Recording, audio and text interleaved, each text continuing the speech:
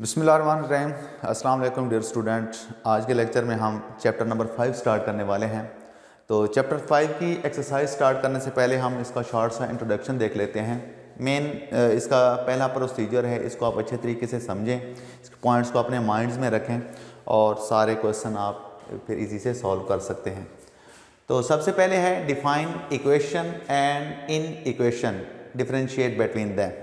ठीक है, हमने इक्वेशन और इनइक्वलिटी के दरमियान फ़र्क देखना है कि इनके दरमियान डिफरेंस क्या होता है, किस एक्सप्रेशन को हम इक्वेशन कहते हैं और किसको हम इनइक्वलिटी कहते हैं। तो अगर दो एक्सप्रेशन के दरमियान अगर आप ये इक्वलिटी का सिंबल यूज़ करें तो उससे जो शेप बनेगी, जो फॉर्म बनेगी, उसको हम क्या कहते हैं, इक्वेशन कहते हैं। इसकी मैंने आपके सामने एग्जांपल दी हैं। x = 5, x - y = 3, sin x = 0। तो जितने भी यहाँ पे एक्सप्रेशन मैंने यूज़ किए हैं उनके दरमियान मैंने इक्वलिटी का सिंबल यूज़ किया है। तो ये जो शेप बन रही है इसको हम क्या कहते हैं, इक्वेशन कहते हैं। इसके बाद अगर एक्सप्रेशन के दरमियान आप इक्वलिटी का सिंबल यूज़ करें, इक्वलिटी के सिंबल जैसा कि greater than, less than, less or equal, greater or equal, अगर ये वाले सिंबल यूज़ होंगे इक्वेशन एक्सप्रेशन के दरमियान तो उससे जो फॉर्म आपको मिलेगी उसको हम क्या कहते हैं, इन इक्वलिटी कहते हैं। Like x > 5 and x - y less or equal 5। एक और चीज़ के इक्वेशन में यहाँ पे सिंगल वेरिएबल यूज़ हो रहा है और यहाँ पे देखें तो इस इक्वेशन में डबल वेरिएबल यूज़ हो रहा है। ठीक है, उसके बाद ये कुछ पॉइंट्स हैं, इनको अपने माइंड्स में रखें, ये आपको हेल्प करेंगे आगे के जो हम सॉल्यूशन स्टार्ट करेंगे एक्सरसाइज के, जब हम क्वेश्चन करेंगे तो ये पॉइंट्स आपको हेल्प करेंगे। तो points to remember, a linear equation represent a straight line. ये फ़र्क यहाँ से क्लियर हो जाएगा कि लाइन क्या होती है, इक्वेशन क्या होती है और इनइक्वलिटी क्या होती है। A linear equation represent a straight line, whereas a linear inequality represent region on either sides of the line। कि स्ट्रेट इक्वेशन जो होती है, लीनियर इक्वेशन जो होती है, उसका जब हम ग्राफ बनाएंगे तो वो एक स्ट्रेट लाइन को रिप्रेजेंट करता है। लेकिन इनइक्वलिटी जो है, लीनियर इनइक्वलिटी जो है वो क्या रिप्रेजेंट करती है, region on other sides of the line, line के साथ साथ उसका रीजन रिप्रेजेंट करेगी। जैसे कि अगर मैं इसका ग्राफ बना दूं, ठीक है, तो ये हमारे पास कोई एक इक्वेशन थी तो उसका ग्राफ अगर लीनियर इक्वेशन है तो उसकी स्ट्रेट लाइन बनेगी या हॉरिजॉन्टल बनेगी या वर्टिकल बनेगी या कोई स्लांट लाइन बनेगी।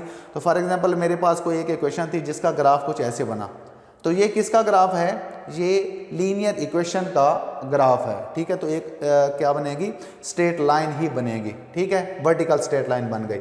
अगर मैं इनइक्वलिटी की बात करूं, मेरे पास लीनियर इनइक्वलिटी थी तो उसका ग्राफ ऐसे बन सकता है, तो उसमें जो रीजन आएगा वो साथ साथ ये लाइन भी शामिल हो सकती है, यानी ये वाला बाउंड्री वाला हिस्सा भी शामिल हो सकता है और इसका कोई ना कोई रीजन शामिल होगा, लेफ्ट या राइट।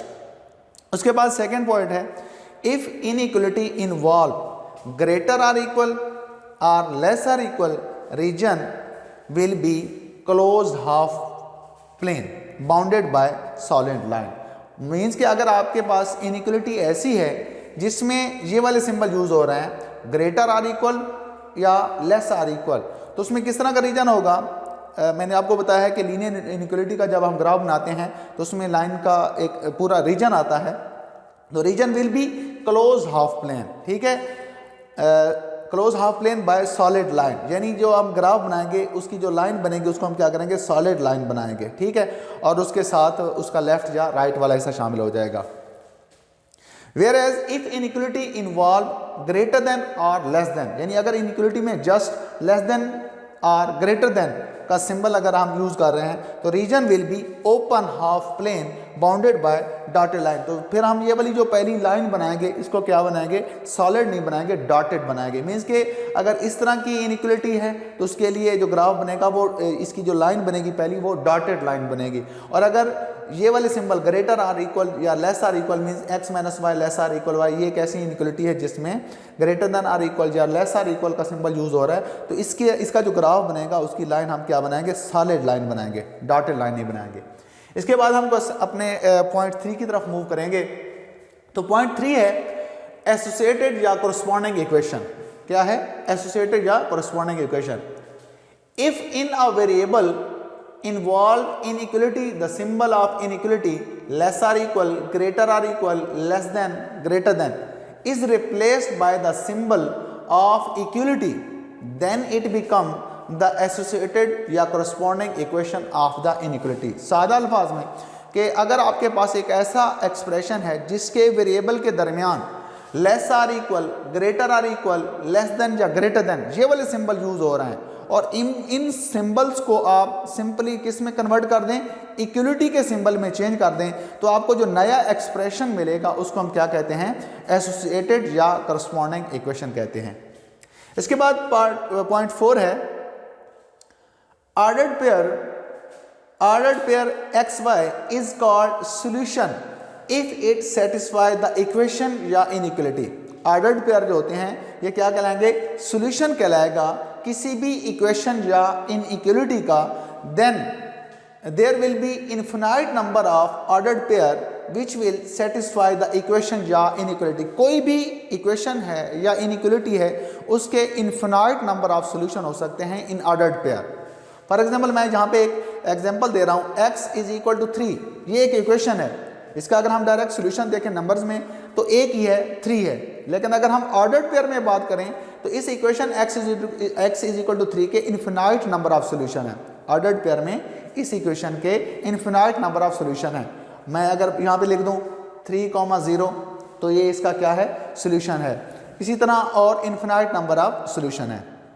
उसके बाद पॉइंट 5 है a region whose all points satisfy the involved inequality is called a solution region। a region whose all points satisfy the involved inequality is called a solution। क्या मतलब कि हमारा जो रीजन आ रहा होगा ग्राफ में, उस रीजन में से कोई भी वो वाले पॉइंट जो उस इनइक्वलिटी को सेटिस्फाई करें वो उसका क्या कहलाएंगे, सॉल्यूशन रीजन कहलाएंगे। ये जब मैं क्वेश्चन करूंगा तो ये पॉइंट आपको वहाँ पे क्लियर करूंगा। उसके बाद लास्ट पॉइंट है a point of a solution region where 2 of its boundary line intersect is called a corner point और वर्टेक्स ऑफ सॉल्यूशन रीजन। क्या है कि आपके ग्राफ में जो सॉल्यूशन रीजन वाला होगा वहाँ पे 2 लाइन जहाँ पे इंटरसेक्ट कर रहे होंगे तो वो पॉइंट ऑफ इंटरसेक्शन क्या कहलाएगा, कॉर्नर पॉइंट कहलाएगा या सॉल्यूशन वर्टेक्स कहलाएगा। तो मेन प्रोसीजर जो है क्वेश्चंस का वो क्या है, सबसे पहले आपने क्या करना है, सबसे पहले आपने जो इनइक्वलिटी दी गई हो आपने उनकी एसोसिएटेड या कोरस्पॉन्डिंग इक्वेशन बनानी है।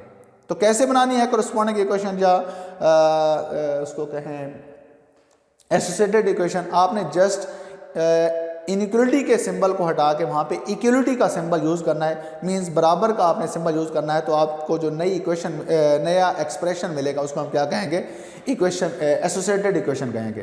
पहली जो इक्वेशन होगी उसको हम इनइक्वलिटी ऑफ द इक्वेशन कहते हैं, और जो नई यानी लेस देन आर इक्वल या ग्रेटर देन आर इक्वल या लेस देन ग्रेटर देन का सिंबल है उसको आपको हटा के आपने इक्वल का साइन लगा दिया है, तो जो नई इक्वेशन मिलेगी उसको हम क्या कहते हैं, एसोसिएटेड या कोरस्पॉन्डिंग इक्वेशन कहते हैं। उसके बाद आपने उस इक्वेशन का ग्राफ ड्रा करना है, क्योंकि लीनियर इनइक्वलिटी से जो आपको एसोसिएटेड इक्वेशन मिलेगी वो लीनियर इक्वेशन होगी, और लीनियर इक्वेशन से जो ग्राफ बनता है वो हमेशा स्ट्रेट लाइन बनता है। अब स्ट्रेट लाइन ड्रा करने के लिए एक्स वाई कोऑर्डिनेट सिस्टम में आपको 2 पॉइंट्स इनफ हैं, ठीक है, 2 पॉइंट्स इनफ हैं किसी भी स्ट्रेट लाइन का ग्राफ ड्रा करने के लिए। वो 2 पॉइंट आपको कैसे मिलेंगे, तो वो 2 पॉइंट आपको मिलेंगे, आप उसका एक्स इंटरसेप्ट और वाई इंटरसेप्ट निकालें। एक्स इंटरसेप्ट का क्या मतलब होता है, एक्स इंटरसेप्ट का मतलब है कि आपका ग्राफ जो है वो एक्स एक्सिस पे कहाँ पे कट कर रहा है। उसके बाद वाई इंटरसेप्ट निकालेंगे। वाई इंटरसेप्ट का क्या मतलब है कि जहाँ पे वाई एक्सिस पे ग्राफ कहाँ पे कट कर रहा है। आपने एक्स इंटरसेप्ट कैसे निकालना होगा, आप वाई को 0 कर दें तो एक्स की जो वैल्यू होगी वो एक्स इंटरसेप्ट कहलाएगी। वाई इंटरसेप्ट कैसे निकालेंगे, आप एक्स को 0 कर देंगे तो उसके कोरस्पॉन्ड आपको जो वाई की वैल्यू मिलेगी वो क्या कहलाएगी, वाई इंटरसेप्ट हो गया। तो 2 ऑर्डर पेयर मिल जाएंगे, आप उनको एक्स वाई कोऑर्डिनेट सिस्टम में आप शो कर देंगे, उनको आपस में मिला देंगे तो आपको लाइन मिल जाएगी, स्ट्रेट लाइन मिल जाएगी लीनियर इक्वेशन की। उसके बाद आपने क्योंकि यहाँ पे हमने इनइक्वलिटी का सोल्यूशन बताना है तो एक पूरा रीजन बताना होगा, तो उस लाइन के एक साइड का हिस्सा आ सकता है, अब उस लाइन वाला हिस्सा भी शामिल हो सकता है, वो बताऊंगा कैसे बताया होगा। और उसके बाद एक लाइन का पूरा साइड आएगा, लेफ्ट या राइट, अप या डाउन, उनमें से कोई एक हिस्सा आएगा। तो वो कैसे आपने मालूम करना है, तो उसके लिए हम यूज़ करते हैं ओरिजिन टेस्ट। ओरिजिन टेस्ट क्या होगा कि आपने जब graph draw the solution set of the given inequality, यानी हमें एक इनइक्वालिटी दी गई है, इसका हमने क्या बताना है, सॉल्यूशन बताना है। और सॉल्यूशन को कैसे शो करना है, बाय ग्राफ, ठीक है, शेडिंग कर देनी है हमें। तो इनइक्वालिटी है 2x + y ≤ 6। तो पहला प्रोसेस क्या बताया है, फर्स्ट स्टेप क्या है कि आपने उसकी एसोसिएटेड या कोरिस्पोंडिंग इक्वेशन मालूम करनी है। कैसे मालूम होगी वो, जस्ट आप इनइक्वालिटी का सिंबल हटा के वहाँ पे इक्वलिटी का सिंबल यूज़ कर दें, तो जो इक्वेशन मिलेगी वो उसकी एसोसिएटेड इक्वेशन कहलाएगी। तो मैंने जस्ट ये जो इनइक्वालिटी का सिंबल था <= उसकी जगह मैंने इक्वल का सिंबल यूज़ कर दिया। तो ये अब जो इक्वेशन आपको मिल गई है ये एसोसिएटेड इक्वेशन कहलाएगी। अब हमने क्या करना है, 2x + y = 6 एक लीनियर इक्वेशन मिली है। अब लीनियर इक्वेशन का ग्राफ ड्रा करना है। ग्राफ ड्रा करने के लिए लीनियर इक्वेशन का ग्राफ स्ट्रेट लाइन बनता है। स्ट्रेट लाइन के ग्राफ के लिए आपको 2 पॉइंट इनफ होते हैं, और वो 2 पॉइंट आप कहाँ से मालूम करेंगे, उसका x इंटरसेप्ट और y इंटरसेप्ट मालूम करेंगे। अभी आपको बताया है कि x इंटरसेप्ट आप कैसे मालूम करेंगे, y को 0 कर देंगे, x की वैल्यू आ जाएगी, फिर आप y को 0 कर देंगे, x की वैल्यू आ जाएगी, और फिर आप x को 0 करेंगे और y की वैल्यू आ जाएगी। तो ये y इंटरसेप्ट और ये x इंटरसेप्ट। y इंटरसेप्ट में क्या होगा, x 0 होगा, x यहाँ पे 0 रखें तो y जी। तो अब हम स्टार्ट करते हैं एक्सरसाइज 5.1 का क्वेश्चन नंबर 1। तो उम्मीद है इन पॉइंट्स की आपको समझ आई होगी। अगर ये पॉइंट्स क्लियर हैं तो एक्सरसाइज करने में कोई भी मुश्किल नहीं आएगी। तो क्वेश्चन नंबर 1 है, graph the solution set of the given inequality. हमने एक लीनियर इनइक्वालिटी दी गई होगी, उसका सॉल्यूशन बताना है बाय ग्राफिकल मेथड, मींस कि हमने शेडिंग करके बतानी होगी, रीजन बताना होगा। तो फर्स्ट इनइक्वालिटी क्या दी गई है, 3x - 2y <= 6, ठीक है। तो क्या तरीका बताया है, क्या प्रोसीजर बताया है, सबसे पहले आपने क्या करना होता है, एसोसिएटेड या कोरिस्पोंडिंग इक्वेशन मालूम करनी होती है। तो वहाँ से आपको जो इक्वेशन मिलेगी वो एक लीनियर इक्वेशन मिलेगी। लीनियर इक्वेशन का जो ग्राफ होता है वो स्ट्रेट लाइन होता है। स्ट्रेट लाइन का ग्राफ मालूम करने के लिए आपके पास 2 पॉइंट्स अगर लग जाएं, 2 पॉइंट्स मिल जाएं, तो वो इनफ होते हैं किसी भी स्ट्रेट लाइन का ग्राफ मालूम करने के लिए। तो सबसे पहले हम इनइक्वालिटी से एसोसिएटेड इक्वेशन बनाएंगे।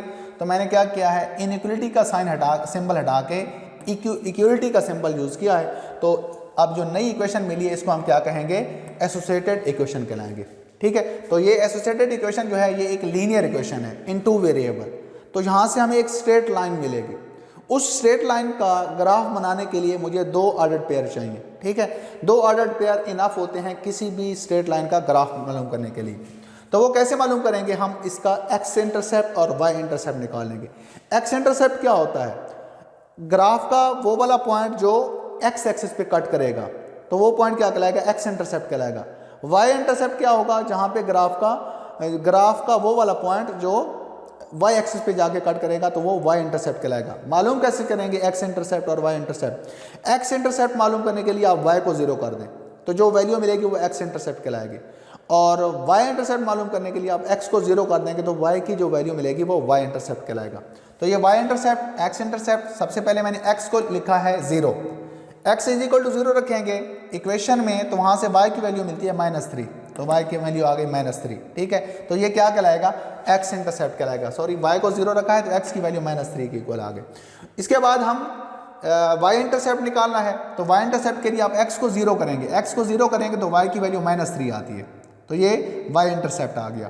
तो 2 पॉइंट्स आपको मिल गए, 2,0 और 0,-3, ये 2 पॉइंट्स हैं। इनकी मदद से हम इस इक्वेशन का ग्राफ बना लेंगे। ग्राफ कैसे बनेगा जी, X Y coordinate system draw करें, तो ये एक्स एक्सिस, ये वाई एक्सिस, ठीक है। तो आप इन पॉइंट्स को ड्रा करें, 2,0 यहाँ पे लाई करेगा, उसके बाद 0,-3 ये नीचे लाई करेगा, ठीक है। तो इन दोनों पॉइंट्स को मिलाने से हमें ये एक स्ट्रेट लाइन मिल रही थी। अब इस स्ट्रेट लाइन की मदद से हमने इसका सॉल्यूशन रीजन बताना है, ठीक है। हमने इस असल में क्या करना था, इस इनइक्वालिटी का सॉल्यूशन बताना है बाय शेडिंग। ठीक है। अब शेडिंग इसकी किस तरह होगी, तो मैंने आपको बताया था, यहाँ पे बताया था कि आपने उसकी शेडिंग करेंगे तो हम उसके लिए एक ओरिजिन टेस्ट यूज़ करेंगे। कैसे यूज़ करेंगे, तो ये वाली जो स्ट्रेट लाइन मिली है, इससे इस साइड पे या इस साइड पे किसी साइड से कोई एक पॉइंट आप ले लें। क्या करें कि आप ओरिजिन टेस्ट यूज़ करें। ओरिजिन टेस्ट मतलब 0 0। अब ये वाला पॉइंट जो है इसको आप यानी 0 0 को ओरिजिनल इक्वेशन में जाके पुट करें इनइक्वलिटी में। अगर ओरिजिन टेस्ट का आंसर उसको क्या करे, ट्रू करे इनइक्वलिटी को, तो ओरिजिन की तरफ उसकी शेडिंग होगी। लेकिन अगर टेस्ट फेल होता है तो उस ओरिजिन टेस्ट यानी जहाँ पे ओरिजिन है उसके अपोजिट साइड पे उसकी शेडिंग होगी। अब यहाँ पे देखें, ओरिजिन जो है ये लाइन के इस साइड पे आ रहा है। अगर यहाँ पे 0 0 वहाँ पे लगाने से इनइक्वलिटी ट्रू हो जाए तो हमारी लाइन की शेडिंग इसी साइड पे होगी। लेकिन अगर ये पॉइंट पुट करने से आंसर फॉल्स आ जाए, मतलब डिफरेंट आंसर आए, इनइक्वलिटी सेटिस्फाई ना हो, तो फिर इस ओरिजिन के अपोजिट साइड पे शेडिंग होगी, मतलब लाइन की दूसरी तरफ से शेडिंग होगी। तो ओरिजिन टेस्ट 0 0 इसमें जाके पुट करें, तो यहाँ पे 0 रखें, यहाँ पे 0 रखें, तो 3 × 0 - 2 × 0 ग्रेटर देन 6, तो आंसर आ रहा है 0 ग्रेटर देन 6। अब 0 6 से ग्रेटर होता है या लेस होता है, तो लेस होता है, मीन्स के आंसर क्या आ रहा है, फॉल्स आ रहा है। क्या आंसर आ रहा है, फॉल्स आ रहा है, मीन्स के ओरिजिन टेस्ट क्या हो रहा है, फेल हो रहा है। अगर यहाँ पे आंसर ट्रू आ जाता तो लाइन की ओरिजिन की तरफ शेडिंग होती, लेकिन इसका आंसर फॉल्स आ गया है, तो फिर ओरिजिन के अपोजिट साइड पे इसकी शेडिंग होगी। तो ये लाइन की अपोजिट साइड पे मैंने क्या कर दिए, शेडिंग कर दी है। तो यही रीजन बताना था इस इनइक्वलिटी का। अब यहाँ पे मैंने शुरू में बताया था कि अगर लेस और इक्वल का सिंबल यूज़ है तो उसके लिए हम dotted line solid line use करेंगे ग्राफ में, इनइक्वलिटी के ग्राफ में। लेकिन अगर लेस देन और इक्वल का सिंबल होगा जस्ट, तो हम डॉटेड लाइन यूज़ करेंगे। तो इसमें लेस और इक्वल, इक्वलिटी का साइन भी साथ है, तो इसके लिए हम सॉलिड लाइन यूज़ करेंगे। मीन्स के अब इसका जो सोल्यूशन है इसमें ये बाउंड्री लाइन वाला हिस्सा भी शामिल है, और इसके ये वाला जो हिस्सा है, ये सारा रीजन जो है ये भी इसके सोल्यूशन में शामिल है। ठीक है जी, आज का लेक्चर जहाँ तक था। नेक्स्ट लेक्चर में हम इंशाल्लाह क्वेश्चन नंबर 2 स्टार्ट करेंगे। अल्लाह हाफिज़।